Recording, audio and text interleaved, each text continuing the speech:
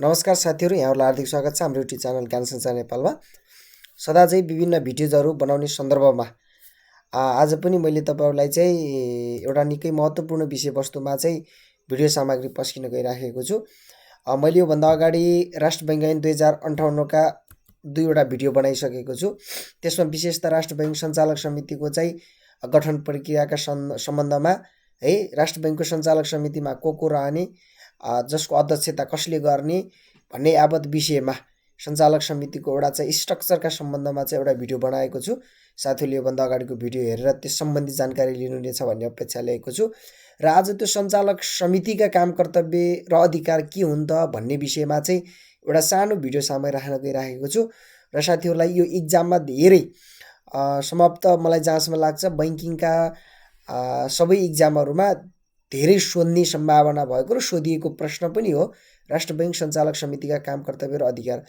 अब यो भन्दै गर्दाखेरि साथीहरूले एउटा कुरा के बुझ्नु पर्यो भने सञ्चालक समिति भनेको एउटा व्यक्ति होइन, एउटा व्यक्तिहरूको एउटा संस्था सञ्चालन गर्ने सबभन्दा माथिको टप लेभलको चाहिँ एउटा स्ट्रक्चर संरचना हो। सङ्गठनात्मक संरचनाको उच्चतम बिन्दु नै सञ्चालक समिति हो। सञ्चालक समितिले विशेषतः कार्यान्वयनका पाटाहरू भन्दा पनि नीति निर्माण र निर्देशनहरू बनाउने पाटाहरूलाई चाहिँ यसले बढी ध्यान दिन्छ। अर्थात् नीति बनाउने कार्यमा चाहिँ सञ्चालक समिति चाहिँ अलि बढी आबद्ध हुन्छ भन्ने कुरा हो। र नेपाल राष्ट्र बैङ्कको सञ्चालक समिति, राष्ट्र बैङ्क एउटा शासित अविछिन्न स्वतन्त्र संस्था हो भन्दै गर्दाखेरि राष्ट्र बैङ्क सञ्चालनका सम्बन्धमा पनि एउटा चाहिँ संरचना आवश्यक पर्छ भन्ने हेतुले चाहिँ सञ्चालक समितिको गठन गरिन्छ। र त्यही सञ्चालक समितिको गठन र त्यही सञ्चालक समितिले नै राष्ट्र बैङ्क सम्बन्धी विभिन्न कार्यहरू गर्दै मुलुकको चाहिँ अर्थतन्त्र र मौद्रिकरणको चाहिँ सम्भागको रूपमा रहेको राष्ट्र बैङ्कलाई चाहिँ चलायमान बनाउँछ। त आज के हुन् त राष्ट्र बैङ्क सञ्चालक समितिका काम कर्तव्य र अधिकार भन्ने सन्दर्भमा तपाईँहरूले ऐनमा पनि हेर्न सक्नुहुन्छ। मैले त्यो ऐनबाट चाहिँ अलिकति सकेसम्म सर्टकट बनाएर साथीहरूलाई स्मरण हुन सक्ने गरी 10वटा चाहिँ काम कर्तव्य र अधिकार निकालेको छु।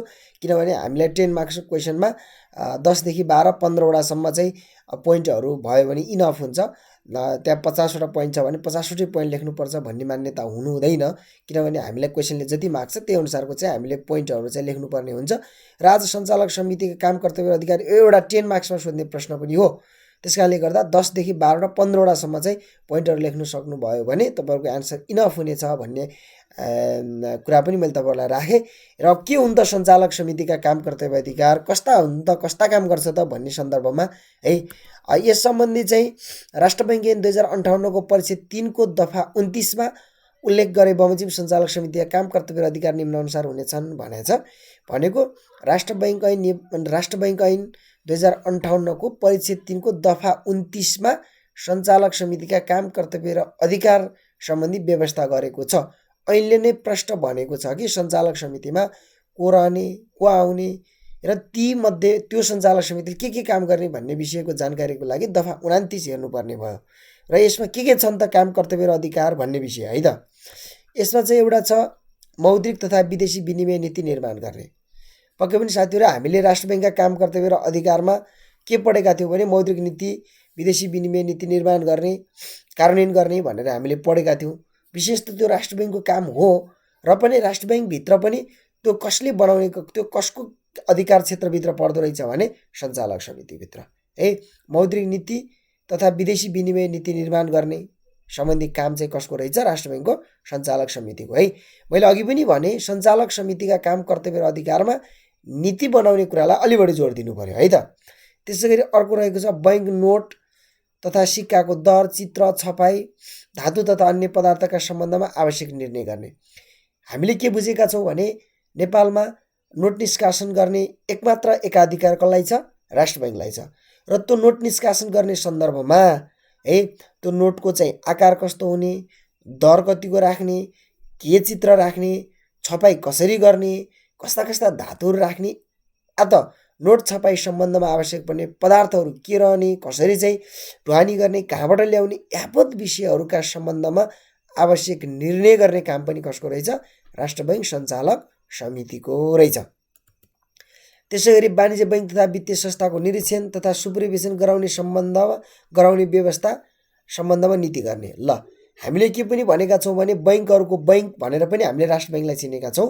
राष्ट्र बैङ्कले नेपालका सबै वाणिज्य बैङ्क तथा वित्तीय संस्थाको निरीक्षण गर्छ, सुपरिवेक्षण गर्छ। त्यसका लागि सुपरिवेक्षण विभाग पनि गठन गरेको छ राष्ट्र बैङ्कले। राष्ट्र बैङ्कभित्र त्यो संरचना पनि छ। यसको मतलब वाणिज्य बैङ्क तथा वित्तीय संस्थालाई कुन विधिबाट, कुन नीतिबाट, कुन चाहिँ कानुनी प्रोसेसबाट चाहिँ निरीक्षण तथा सुपरिवेक्षण गर्ने भन्ने सम्बन्धमा पनि नीति आवश्यक पर्ने रहेछ। त्यो नीति कसले बनाउँछ? राष्ट्र बैङ्क सञ्चालक समितिले बनाउँछ। भनेपछि वाणिज्य बैङ्क तथा वित्तीय संस्थाको निरीक्षण तथा सुपरिवेक्षण गराउने व्यवस्था सम्बन्धमा पनि नीति बनाउने भन्ने कुरा बुझ्नु पर्यो है त। त्यसै गरी अर्को छ बैङ्कको नियम तथा विनियम स्वीकृति गर्ने, बैङ्क सञ्चालन तथा व्यवस्थापनमा आवश्यक नीति बनाउने। अब यो बैङ्क भनेको राष्ट्र बैङ्क भन्न खोजेको। बैङ्कको नियम तथा विनियम, राष्ट्र बैङ्क आफै कसरी चल्ने त? राष्ट्र बैङ्क आफैका नियम के हुने त? राष्ट्र बैङ्क आफैका विनियम के हुने त भन्ने सम्बन्धमा पनि नीतिको स्वीकृति गर्ने, बैङ्क सञ्चालन तथा व्यवस्थापनमा आवश्यक नीति बनाउने। राष्ट्र बैङ्क सञ्चालन गर्ने बेला पनि नीति चाहिने होला, व्यवस्थापनका आधारहरू चाहिने होलान्, व्यवस्थापनका मूलभूत पक्षहरूको व्यवस्थापन गर्नुपर्ने होला। यी सबै पक्षहरूको चाहिँ व्यवस्थापन गर्ने या यस सम्बन्धमा नीति बनाउने काम कसको भने राष्ट्र बैङ्क सञ्चालक समितिको है त।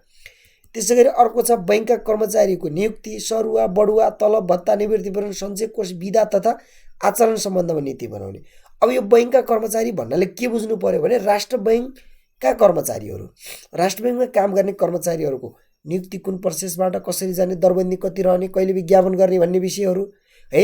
सरुवा कर्मचारीको सरुवा प्रणालीका कुराहरू, बढुवाका प्रक्रियाहरू हैन, तलब भत्ताहरू चाहिँ राष्ट्र बैङ्कले चाहिँ आफ्ना कर्मचारीलाई के तलब दिने, कति सेवा सुविधाहरू दिने है, निवृत्तिभरण, सञ्चय कोष अनि विधा तथा आचरण, कर्मचारीहरूलाई चाहिँ आचरण कस्तो खालको आचरणमा रहनुपर्ने त राष्ट्र बैङ्कका कर्मचारीहरू भन्ने सम्बन्धको नीति बनाउने काम पनि कसको रहेछ? राष्ट्र बैङ्क सञ्चालक समितिले है त। त्यसपछि अर्को छ बैङ्कको वार्षिक कार्यक्रम, बजेट, लेखापरीक्षण, हिसाब स्वीकृति गर्ने र सोको प्रतिवेदन नेपाल सरकार सामु पेश गर्ने भने। हेर्नुहोस् त, यहाँनिर के भन्यो भने बैङ्कको वार्षिक कार्यक्रम, बजेट, लेखापरीक्षण, हिसाब स्वीकृति गर्ने। बैङ्कले एक वर्षभित्रमा के कार्यक्रम गर्ने त? एक वर्षभरिमा बैङ्कका के कार्यक्रम हुने त? कस्ता कस्ता कार्यक्रमहरू बैङ्कले गर्ने त भन्ने विषय। त्यसपछि बजेट, लेखापरीक्षण, हिसाब स्वीकृति गर्ने। बजेट अब प्रत्येक वर्ष चाहिँ बैङ्कले आन्तरिक बजेट बनाउँछ, आफ्नो खर्च बजेट बनाउँछ, लेखापरीक्षण गर्छ, लेखापरीक्षण सम्बन्धी हिसाब स्वीकृति गर्ने है। आन्तरिक व्यवस्थापक के आन्तरिक लेखापरीक्षण विभागले या त एउटा सम्बद्ध निकायले चाहिँ लेखापरीक्षण गरेको हुन्छ, त्यो लेखापरीक्षणको हिसाब स्वीकृति गर्ने काम पनि कसको हो? सञ्चालक समितिको। र यी सबै काम गरिसकेपछि सोको प्रतिवेदन नेपाल सरकार सामु पनि पेश गर्नुपर्छ है। यो काम पनि कसले गर्छ? सञ्चालक समितिले। अर्थात् यो अधिकार कसलाई छ? सञ्चालक समितिलाई है त। त्यसै गरी अर्को छ वाणिज्य बैङ्क तथा वित्तीय संस्थालाई इजाजत तथा रद्द गर्ने सम्बन्धी नीति बनाउने। वाणिज्य बैङ्क तथा वित्तीय संस्थालाई चाहिँ इजाजत दिने सम्बन्धीमा के व्यवस्था गर्ने त? के कागजातहरू लिने, कस्तो खालको संरचना बनाउने है। अहिले चाहिँ नेपालमा वाणिज्य बैङ्क तथा वित्तीय संस्थाहरूलाई इजाजत दिने काम रोकिएको छ। दिनु पर्यो भने या रोक्नु पर्यो भने या कुनै वाणिज्य बैङ्क तथा वित्तीय संस्थाको इजाजत निलम्बन गर्नुपर्ने भयो भने, रद्द गर्नुपर्ने भयो भने या त बैङ्किङ कारोबार गर्न नदिनुपर्ने अवस्था आयो भने पनि त्यस सम्बन्धी नीति बनाउने काम पनि कसको हो? सञ्चालक समितिको हो भन्ने कुरा बुझ्नु पर्यो साथीहरू है। त्यसैगरी अर्को छ बैङ्कले नेपाल सरकारलाई प्रदान गर्ने कर्जाको सीमा निर्धारण गर्ने। हामीले के पनि भनेका छौँ भने राष्ट्र बैङ्क आफैमा एउटा चाहिँ बैङ्कको बैङ्क हो, सरकारको पनि बैङ्क हो। सरकारले पनि आफूलाई आवश्यक परेको बेला राष्ट्र बैङ्कबाट चाहिँ कर्जा लिने गर्दछ या त्यो चाहिँ अल्पकालीन कर्जाहरू लिने गर्दछ हो। त्यस सम्बन्धमा पनि कर्जाको सीमा निर्धारण गर्ने। हेर्नुहोस् त, यहाँनिर यो इम्पोर्टेन्ट है, यो कर्जाको सीमा निर्धारण गर्ने भन्ने विषय है। बैङ्कले, राष्ट्र बैङ्कले सरकारलाई प्रदान गर्ने कर्जा कतिसम्म दिने त भन्ने विषयमा चाहिँ त्यसको सीमा निर्धारण गर्ने काम कसको हो? सञ्चालक समितिको हो। त्यसै गरी अर्को छ अन्तर्राष्ट्रिय सङ्घ संस्थामा बैङ्कको सदस्यता सम्बन्धमा निर्णय गर्ने। जस्तो राष्ट्र बैङ्कले संसारका कुनै पनि चाहिँ केन्द्रीय बैङ्कहरूको चाहिँ सङ्गठन होला होइन, अन्तर्राष्ट्रिय मुद्रा कोष होला, विश्व बैङ्कको सदस्यता बन्नुपर्ने कुरा होला, या त अन्तर्राष्ट्रिय सङ्घ संस्थामा नेपाल राष्ट्र बैङ्क सदस्य बन्नुपर्ने कुनै त्यस्तो चाहिँ अवस्था परिस्थिति आयो भने सो सम्बन्धको निर्णय गर्ने काम पनि कसको हो? सञ्चालक समितिको हो है। सञ्चालक समितिको निर्णय बेगर राष्ट्र बैङ्कले कुनै पनि अन्तर्राष्ट्रिय सङ्घ संस्थामा आफ्नो सदस्यता ग्रहण गर्न सक्ने छैन। यसको मतलब सदस्यता प्राप्त गर्नका लागि पहिला सञ्चालक समितिबाट निर्णय गराउनु पर्ने रहेछ भन्ने कुरा बुझ्नु पर्यो है। त्यसैगरी अर्को छ बैङ्कको वित्तीय स्रोत परिचालन तथा लगानी सम्बन्धी नीति बनाउने। बैङ्कको आफ्नो वित्तीय स्रोत छ, यसलाई चाहिँ कसरी परिचालन गर्ने है, लगानी सम्बन्धी नीति कसरी बनाउने भन्ने विषयहरू पनि जान्नु पर्यो साथीहरू है। बैङ्कले चाहिँ आफ्नो पैसा आफूले चाहिँ आफूसँग भएको स्रोतको चाहिँ कसरी चाहिँ लगानी परिचालन गरे, बैङ्कले पनि भलै राष्ट्र बैङ्क चाहिँ नाफा कमाउने संस्था होइन, तथापि चाहिँ राष्ट्र बैङ्कले पनि आफ्नो स्रोत छ भने, आफ्ना लगानीका आधारहरू छन् भने पनि लगानी गरिराखेको हुन्छ। राष्ट्र बैङ्कले चाहिँ केही न केही मुनाफा पनि गरिराखेको हुनसक्छ। यस सम्बन्धमा आवश्यक नीति बनाउने काम पनि कसको हो? सञ्चालक समिति हो। मैले यसरी तपाईँहरूलाई एकदमै सर्टकट पोइन्टहरू साथीहरू 10वटा सर्टकट पोइन्टहरू की पोइन्टहरू चाहिँ मैले तपाईँलाई चाहिँ यहाँ देखाएँ। योबाट मलाई जहाँसम्म लाग्छ तपाईँले सञ्चालक समितिका काम कर्तव्य र अधिकारका सम्बन्धमा अहिले नै यो नोट गर्नुभयो भने पनि तपाईँ प्रष्ट हुनुहुन्छ जस्तो लाग्छ। यसमा अब केही नगर्नुहोस्। पहिलो 1 नम्बरमा मौद्रिक तथा विदेशी विनिमय नीति बनाउने भन्ने कुरा बुझ्नुहोस्। दोस्रो चाहिँ नोट तथा सिक्का निष्कासन सम्बन्धमा आवश्यक नीति या निर्णय गर्ने भन्ने बुझ्नुहोस्। अनि वाणिज्य बैङ्क तथा वित्तीय संस्थाको निरीक्षण सुपरिवेक्षणको कुरालाई जोड्नुहोस् है। बैङ्कको नियम तथा विनियम स्वीकृति गर्ने, बैङ्क आफै सञ्चालन गर्ने र व्यवस्थापन गर्ने सम्बन्धको कुराहरूलाई लेख्नुहोस्। अनि बैङ्कका कर्मचारीको नियुक्ति, सरुवा, बढुवा, तलब, भत्ता, निवृत्ति विवरण र विधा आचरणका सम्बन्धमा के व्यवस्था गर्ने भन्ने नीति बनाउने कुरा सम्झिनुहोस्। बैङ्कको वार्षिक कार्यक्रम, बजेट, लेखापरीक्षण, हिसाब स्वीकृतिको कुरा सम्झिनुहोस् है। वाणिज्य बैङ्क तथा वित्तीय संस्थालाई इजाजत दिने र रद्द गर्ने सम्बन्ध सम्झिनुहोस्। नेपाल सरकारलाई प्रदान गर्ने कर्जाको सीमा निर्धारण गर्ने कुरा सम्झिनुहोस्। अन्तर्राष्ट्रिय सङ्घ संस्थामा सदस्यता प्रदान गर्ने कुराहरूलाई सम्झिनुहोस् र बैङ्कको वित्तीय स्रोत परिचालन गर्ने सम्बन्धी नीति बनाउने काम सम्झिनुहोस्। यसरी तपाईँले यी कुराहरूबाट, यी विषयबाट चाहिँ राष्ट्र बैङ्क सञ्चालक समितिले कस्ता कस्ता कामहरू गर्न सक्छ भन्ने सम्बन्धमा आवश्यक जानकारी हासिल गर्न सक्नुहुन्छ साथीहरू। र मैले आज तपाईँलाई एउटा मात्रै जस्ट ओन्ली वान एकदमै इम्पोर्टेन्ट राष्ट्र बैङ्क सञ्चालक समितिका काम कर्तव्य र अधिकारका सम्बन्धमा हाम्रो युट्युब च्यानल ज्ञान सञ्चार नेपाल मार्फत चाहिँ एउटा सानो भिडियो सामग्री राखेँ।